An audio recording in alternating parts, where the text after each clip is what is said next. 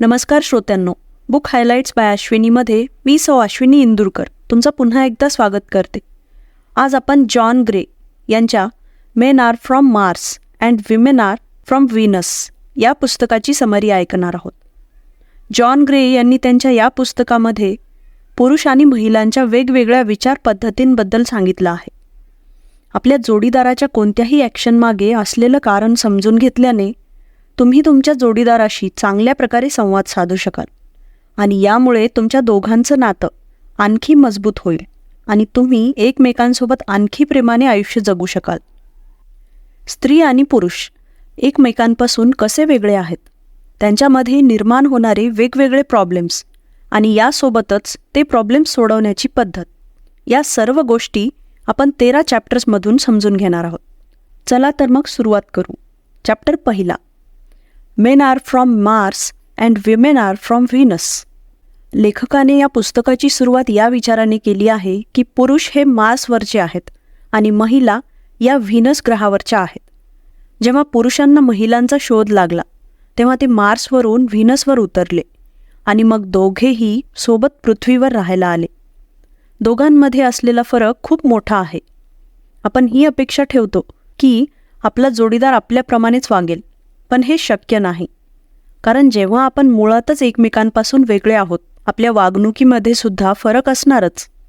Chapter दुसरा, mister fixit and the home improvement committee. Martians म्हणजेच पुरुषांबद्दल बोलायचं झालं तर ते स्वतःला नेहमी रिझल्टमधून शो करण्यात इंटरेस्टेड असतात. कारण मार्सची सिस्टीम काहीशी अशीच आहे. पुरुषांना आयुष्याकडे ऑब्जेक्टिव्ह पद्धतीने बघण्यातच आनंद होतो आणि गोल मिळवणे म्हणजे त्यांना स्वतःला पूर्णत्वाकडे नेण्याचा एक मार्ग वाटतो. याशिवाय त्यांना लोकांना त्यांच्या प्रॉब्लेम्सचं सोल्युशन देण्याची सवयसुद्धा असते. त्याचप्रमाणे त्यांना स्वतःचा प्रत्येक प्रॉब्लेम देखील स्वतःहून सोडवायचा असतो. कोणी दुसऱ्याने त्यांना सोल्युशन सांगितलं तर त्यांच्यामध्ये काहीतरी कमी आहे असं त्यांना वाटतं. आणि व्हिनिशियन्सबद्दल म्हणजे महिलांबद्दल बोलायचं झालं तर त्यांचा आनंद आणि यश सब्जेक्टिव्ह गोष्टींवर अवलंबून असतो. त्यांच्यासाठी फीलिंग्स एक्सप्रेस करणं ही सुद्धा एक स्टाईल आहे. आनंद असो किंवा दुःख, एकमेकांशी त्याबद्दल कम्युनिकेट केल्यानेच त्यांना पूर्णत्वाची जाणीव होते आणि एकमेकांची मदत करणे ही त्यांच्यासाठी खरा आणि चांगला माणूस असल्याची खूण असते. अशा प्रकारच्या फरकांमुळे बऱ्याचदा महिला आणि पुरुषांमध्ये प्रॉब्लेम्स निर्माण होतात. महिलांना सल्ले देणे हे त्या स्वतःचं कर्तव्य समजतात, कारण हेच त्यांचं नेचर आहे. ज्या व्यक्तीवर त्या प्रेम करतात त्याला एक चांगलं मनुष्य म्हणून बघण्याची त्यांची इच्छा असते. पण पुरुष याकडे त्याच्या ॲबिलिटीवर शंका घेतल्यासारखं बघतो. त्याला वाटतं की त्याला अशा प्रकारे सल्ला देऊन त्याच्या क्षमतेवर शंका घेतली जात आहे. आणखी एक गोष्ट अशी की पुरुष महिलेला तिच्या एखाद्या प्रॉब्लेमवर सोल्युशन सांगून तिला समजावतो आणि असं समजतो की असं करून त्याची ड्युटी पूर्ण झाली. पण महिलांना सोल्युशन नाही तर एक अशी व्यक्ती पाहिजे असते ज्याच्या खांद्यावर डोकं ठेवून ती रडू शकेल. चॅप्टर तिसरा, men go to their caves and women talk. पुरुषांना त्यांचे प्रॉब्लेम सॉल्व्ह करून आनंद मिळतो, तर तेच दुसरीकडे महिलांना त्यांच्या प्रॉब्लेमबद्दल बोलायला आवडतं. हा दोघांमधला आणखी एक बेसिक फरक आहे. म्हणून जेव्हा त्या आपल्या प्रॉब्लेम्सबद्दल बोलतात तेव्हा ही त्यांच्यासाठी खूप साधारण गोष्ट असते. पण पुरुषांना हे समजत नाही. म्हणून जेव्हा पुरुष त्यांच्या एखाद्या प्रॉब्लेम सोडवण्याच्या प्रयत्नात एका कोपऱ्यात जातात किंवा स्वतःला आयसोलेट करतात तेव्हा महिलेला वाटतं की ते तिला इग्नोर करत आहेत आणि मग यामुळे त्यांच्यामधल्या गोष्टी बिघडायला लागतात.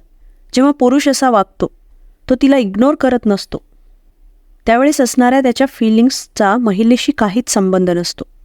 तर काही क्षण त्याला फक्त थोडी स्पेस हवी असते जेणेकरून तो त्याच्या प्रॉब्लेम्सवर नीट विचार करू शकेल. अगदी अशाच प्रकारे एक महिला तिच्या नवऱ्यासोबत प्रॉब्लेम शेअर करत असते. तेव्हा त्याला वाटतं की कदाचित ती त्याला प्रॉब्लेम करत आहे किंवा तिला त्यावर काही ॲडवाईज हवी आहे, कारण मार्सवर असंच वागतात. म्हणून यामध्ये त्याची काहीच चूक नसते. तो त्याच्या स्वभावाप्रमाणे विचार करत असतो. म्हणून तो एकतर तिला सल्ला देतो किंवा तिच्या प्रॉब्लेमवर ऑब्जेक्शन घेतो आणि मग यामुळे छोट्या गोष्टींमधून त्यांच्यामध्ये मोठे वाद निर्माण होतात. म्हणून पुरुषांनी हे समजून घ्यायला हवं जेव्हा कोणतीही महिला तिचा प्रॉब्लेम शेअर करत असते तेव्हा तिचं म्हणणं फक्त शांतपणे ऐकून घ्यायला हवं. तिच्यासाठी तेवढंच खूप असतं, कारण यामुळे तिला असं वाटतं की कोणीतरी आहे जो तिचं ऐकून घेतो आणि तिला समजून घेतो. त्यांना जास्त काही हवं नसतं, फक्त एवढीच अपेक्षा असते की त्यांच्या दुःखाच्या वेळेस त्यांच्यासोबत कुणीतरी असावं. म्हणून पुरुषांनी त्यांची अशी मनस्थिती समजून घेऊन हे शिकायला हवं की जेव्हा एखादी महिला त्यांच्यासोबत स्वतःचे प्रॉब्लेम शेअर करत असेल तर ते फक्त नीट ऐकून घेणं हेच महत्त्वाचं आहे. Chapter 4. How to motivate the opposite sex. एखादा पुरुष तेव्हा मोटिवेट होतो जेव्हा त्याला त्याच्या पार्टनरची गरज जाणवते. आणि एका महिलेला मोटिवेट होण्यासाठी प्रेम, सन्मान आणि आपुलकीची गरज असते. जेव्हा पुरुष प्रेमात पडतो तेव्हा त्याची पार्टनर त्याच्यासोबत आनंदी राहावी यासाठी तो प्रयत्न करत असतो. फक्त त्याला चांगलं वाटावं म्हणून नाही, तर ती मनापासून आनंदी असावी यासाठी सुद्धा तो प्रयत्न करत असतो, कारण तो तिची काळजी करत असतो आणि हे त्याच्यासाठी मोठं मोटिवेशन असतं. चॅप्टर 5. Speaking different languages. देवाने पुरुष आणि महिला या दोघांनाही वेगवेगळं बनवलं आहे. दोघांची बोलण्याची पद्धतसुद्धा वेगवेगळ्या प्रकारची असणार. बोलताना त्या दोघांचे शब्द सारखे असू शकतात, पण ते शब्द वापरण्याची पद्धत मात्र वेगळी असते.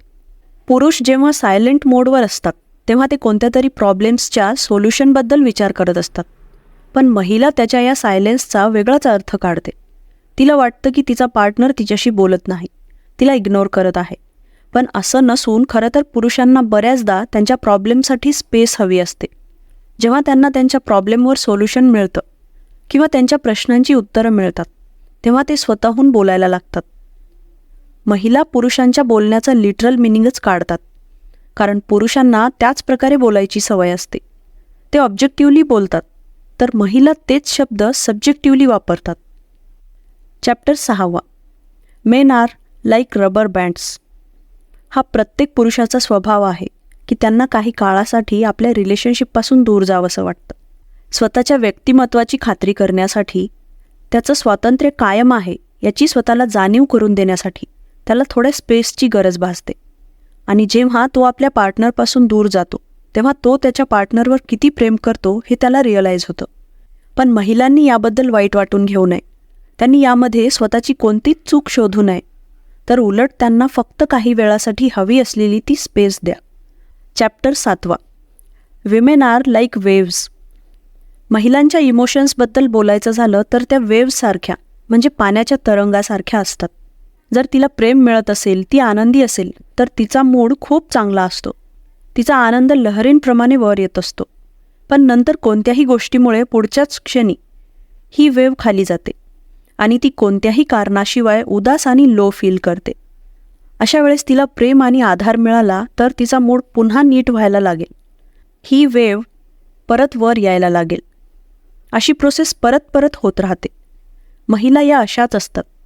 म्हणून पुरुषांनी या गोष्टीचा दोष स्वतःवर घेऊ नये. त्यापेक्षा जर तिचा मूड खराब असेल किंवा तिला मूड स्विंगचा प्रॉब्लेम असेल तर अशा वेळेस त्याने तिला आपला पूर्ण सपोर्ट द्यायला पाहिजे आणि तिचं म्हणणं ऐकून घ्यायला पाहिजे. यामुळे तिचं टेन्शन आणि अँझायटी कमी होते.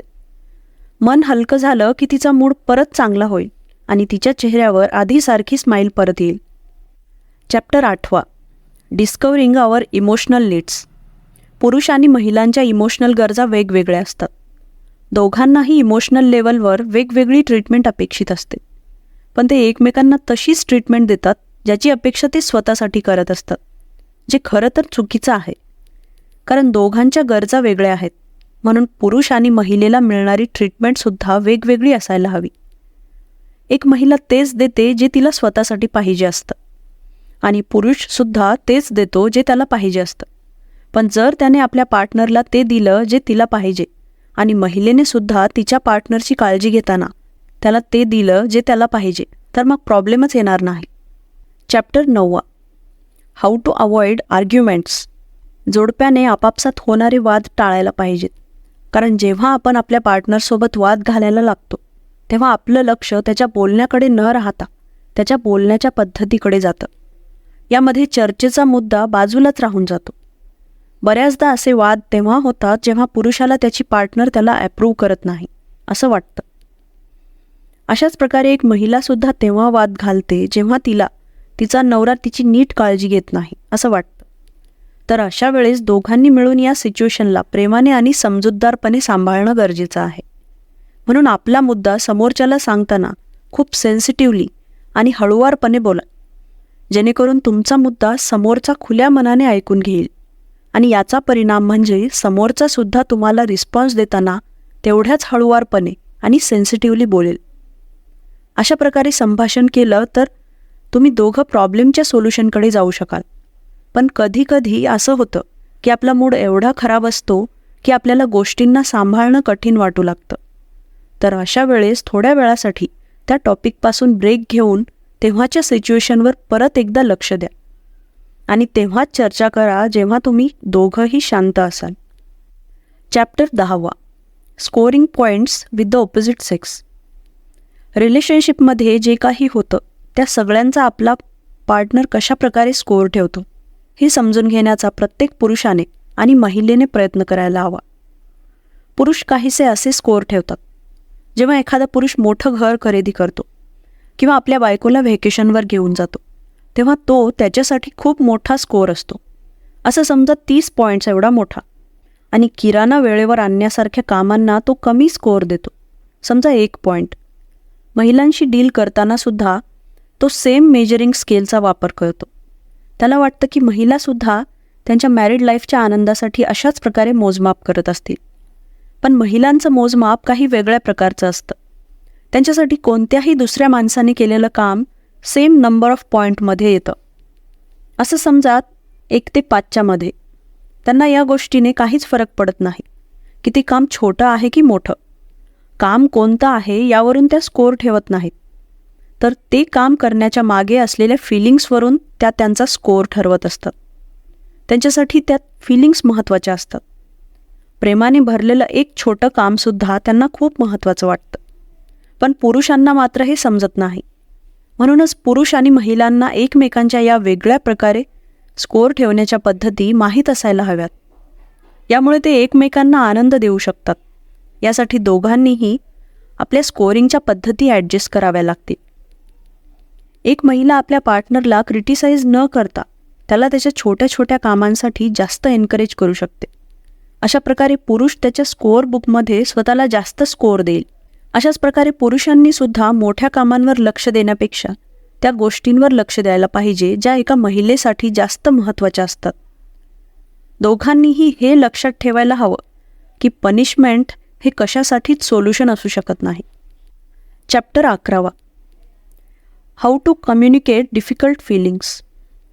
जेव्हा तुमचा पार्टनर ज्याने तुम्हाला खूप राग येत असेल, तुम्ही खूप अपसेट आणि फ्रस्ट्रेट होत असाल, त्यावेळेस एक लव्हिंग, केअरिंग, रिस्पेक्टफुल, सेन्सिटिव्ह आणि जेन्युइन पार्टनर बनणे कठीण होऊन जातं. अशा सिच्युएशनमध्ये जर तुमच्या दोघांमध्ये संभाषण झालं तर तुमच्या पार्टनरबद्दल तुमच्या मनात फक्त निगेटिव्ह गोष्टी मनात येतील. रागात असताना कोणतंच सोल्युशन मिळत नाही. तर याउलट तो वाद एवढा वाढतो की त्यातून मोठं भांडण होतं. म्हणून निगेटिव्ह गोष्टींपासून लांब राहण्यासाठी अशा परिस्थितीत तुम्ही तुमच्या पार्टनरच्या फिलिंग्स समजून घेऊन त्याच्यासाठी एक लेटर लिहा. या लेटरमध्ये तुम्ही सगळ्या फिलिंग्स, राग, दुःख, भीती, पश्चात्ताप आणि प्रेम याबद्दल लिहा. आणि या फिलिंग्स अशा क्रमाने लिहा की ते लेटर वाचल्यावर समोरच्याकडून लव्हिंग आणि पॉझिटिव्ह कमिटमेंट मिळेल. जेव्हा तुम्ही असं लेटर लिहिता तेव्हा तुमच्या आणि तुमच्या पार्टनरच्या मनातल्या सगळ्या निगेटिव्ह फिलिंग्स आपोआप दूर होण्याची शक्यता वाढते. जर असं झालं नाही तर कमीत कमी तुम्ही दोघं कोणत्या तरी सोल्युशन शोधण्याचा विचार तरी नक्कीच कराल. या लेटरचा इतका परिणाम तरी नक्कीच दिसून येईल. तुमचं लेटर जेव्हा समोरच्याला मिळतं तेव्हा तो सुद्धा त्याचा रिप्लाय तुमच्यापर्यंत पोहोचवण्याचा प्रयत्न करू शकतो किंवा तुमचा प्रॉब्लेम लगेच सॉल्व्ह करू शकतो. आणि जर लगेच झाला नाही तर आणखी थोडा वेळ लागेल, पण कमीत कमी तुमच्या संभाषणाला एक योग्य दिशा मिळालेली असेल जिथून तुमच्यामध्ये असणारे प्रॉब्लेम सुटण्याची शक्यता वाढते. Chapter 12 how to ask for support and get it. आपल्या पार्टनरकडून सपोर्ट मागणे ही डिमांड नक्कीच चुकीची नाही, पण तुम्ही न सांगता त्याला स्वतःहून तुमचं मन समजावं ही अपेक्षा थोडी अवाजवी आहे. पुरुष आणि महिला हे वेगवेगळे आहेत. ते विचार वेगळ्या प्रकारे करतात आणि त्यांचं वागणंसुद्धा वेगवेगळं असतं. म्हणून काहीच न सांगता पुरुषाला तुमचं मन ओळखता येणार नाही किंवा तो स्वतःहून सगळं समजून घेऊ शकणार नाही. म्हणून जोपर्यंत महिला स्वतःहून पुरुषाला सांगणार नाही तोपर्यंत त्याला हे समजणार नाही की तिला त्याचा सपोर्ट हवा आहे. महिलांनी आपल्या पार्टनरकडून त्याचा सपोर्ट मागताना खाली दिलेल्या 5 पॉईंट्स लक्षात ठेवावे. पहिला आहे योग्य वेळ. दुसरा आहे नॉन डिमांडिंग ॲटिट्यूड. तिसरं म्हणजे थोडक्यात तुमचं म्हणणं मांडा. आणि चौथं आहे डायरेक्ट बोलणं. आणि शेवटचं योग्य शब्द वापरणं. हा विनिंग फॉर्म्युला वापरण्यात एका महिलेला थोडा वेळ लागू शकतो, पण हा प्रयत्न करणे गरजेचं आहे, कारण हा फॉर्म्युला खरंच खूप इफेक्टिव्ह आहे. Chapter 13. Keeping the magic of love alive. नात्यामध्ये असताना बऱ्याचदा असं होऊ शकतं की तुम्ही तुमच्या पार्टनरसोबत खूप आनंदी असल्याचा अनुभव करत आहात, पण अचानक मध्येच तुम्हाला तुमच्या पार्टनरबद्दल निगेटिव्ह फिलिंग्स येऊ लागतात, तेही त्यांची कोणतीच चूक नसताना. ही एक नॉर्मल प्रोसेस आहे. यामध्ये आपल्या भूतकाळातले न सुटलेले प्रॉब्लेम्स आपल्या नात्यात येऊ लागतात आणि ते यामुळे कारण वर्तमानात तुम्हाला प्रेम मिळत आहे. प्रेमामुळे कोणत्याही व्यक्तीसोबत असं होऊ शकतं. म्हणजे जेव्हा आयुष्यात प्रेम करणारी व्यक्ती येते तेव्हा माणसाला एखाद्या जुन्या मन दुखावणाऱ्या गोष्टीची आठवण होते. याचं कारण म्हणजे मनाला त्यावर सोल्युशन हवं असतं आणि जेव्हा यावर सोल्युशन निघतं तेव्हा याचा परिणाम म्हणजे तो माणूस आधीपेक्षा जास्त चांगला, मजबूत आणि प्रेमळ बनतो. निगेटिव्ह सिच्युएशनशी डील करण्यासाठी असलेल्या एवढ्या सगळ्या पद्धती शिकल्यानंतर आता हे तुमच्यावर आहे की तुम्ही तुमचे प्रॉब्लेम्स किती संयमाने आणि प्रेमाने सांभाळता. आणखी एक महत्त्वाचा मुद्दा आहे, तो म्हणजे 90% सिच्युएशन्समध्ये आपल्या दुःखाचं कारण आपल्या भूतकाळाशी संबंधित असतं आणि फक्त 10%मध्येच ते आपल्या वर्तमानात सुरू असलेल्या सिच्युएशनशी संबंधित असतं. म्हणून नेहमी याबद्दल काळजी घ्या की तुमच्या दुःखासाठी तुम्ही वर्तमानात तुमच्यासोबत असलेल्या व्यक्तीला किंवा वर्तमान परिस्थितीला दोष देणार नाही. या समरीमधला कोणता भाग तुम्हाला सर्वात जास्त आवडला ते आम्हाला कमेंट करून नक्की कळवा आणि सोबतच लाईक आणि शेअर करा. आणखी अशाच बुक समरीज ऐकण्यासाठी आमच्या चॅनलला सबस्क्राईब करा व बेल नोटिफिकेशन ऑन करायला विसरू नका.